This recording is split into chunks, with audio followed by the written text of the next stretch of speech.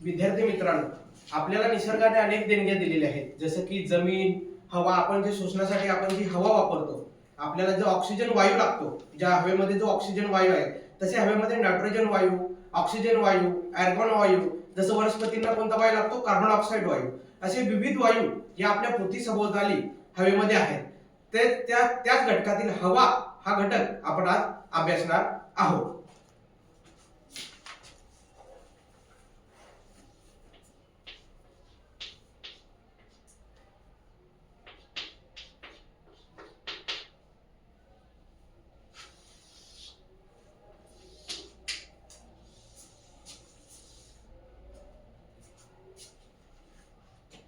विद्यार्थी मित्रांनो, हवा हा घटक अभ्यासत असताना आपल्याला काय लक्षात येतं की हवा आपल्याला जाणवते का?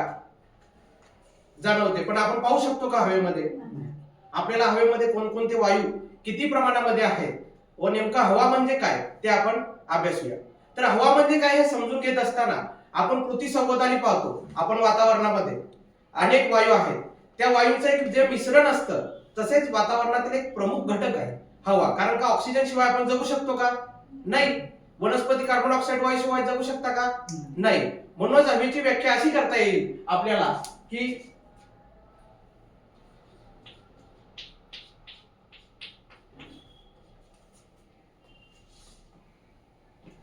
पृथ्वी सभोवताली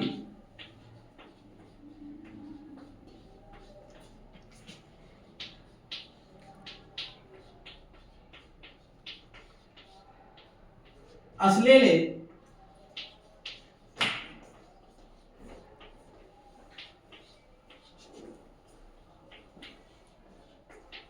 वायूंचे मिश्रण तसेच वातावरणातील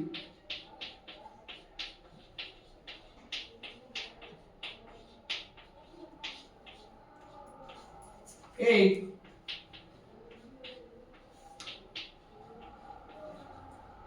प्रमुख घटक म्हणजे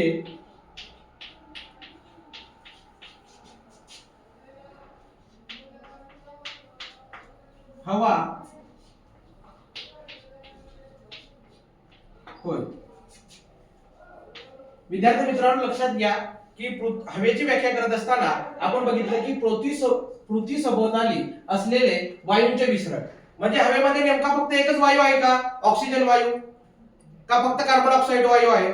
नाही, हवेमध्ये अनेक वायू आहेत. म्हणून व्याख्या करत असताना आपण अशी व्याख्या केली की पृथ्वी सभोवताली असलेले वायूंचे मिश्रण तसेच वातावरणातील एक प्रमुख घटक. कारण का हवा हा वातावरणातील एक प्रमुख घटक आहे. कारण का हवेशिवाय आपण जगू शकत नाही, तसेच वनस्पती सुद्धा हवेशिवाय जगू शकत नाही. म्हणून आपण व्याख्यामध्ये सांगितलं की वातावरणातील एक प्रमुख घटक म्हणजे हवा होय. तर यानंतर आता आपण हवेमध्ये ऑक्सिजन वायू किती प्रमाणामध्ये आहे, कार्बन डायऑक्साइड वायू किती प्रमाणात आहे ते आपण एक आकृतीच्या माध्यमातून समजून घेऊ. तर आपण ते समजत असताना इकडे लक्ष द्या. हा एक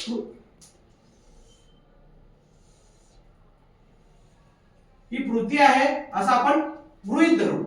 ही एक पृथ्वी आहे असं गृहीत धरू आणि याच्यावरून आपण समजू की कोणता वायू किती प्रमाणामध्ये आहे.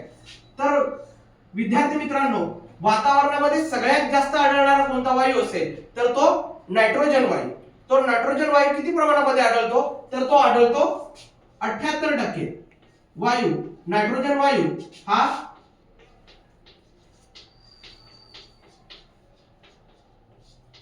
नायट्रोजन वायू हा हवेमध्ये किती टक्के आढळतो?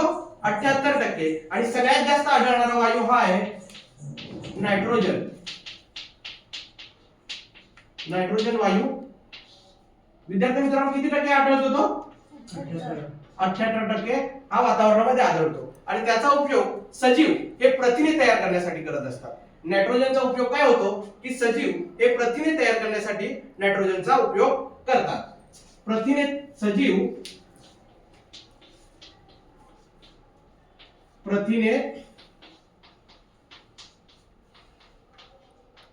तयार करण्यासाठी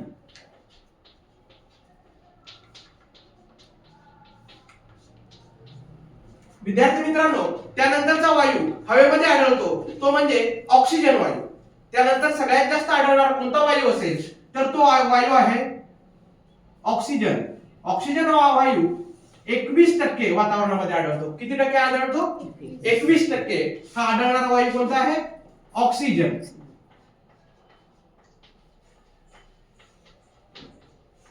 ऑक्सिजन हा वायू वातावरणामध्ये 21% आढळतो.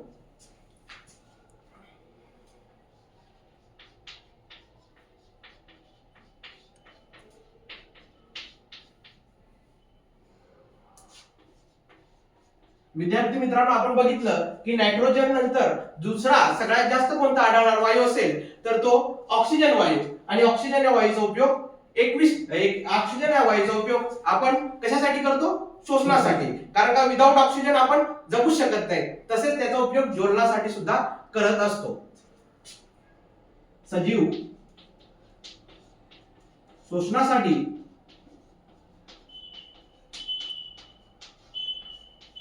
व ज्वलनासाठी. विद्यार्थी मित्रांनो, आज आपण असे नायट्रोजन आणि ऑक्सिजन हे दोन वायू अभ्यासले.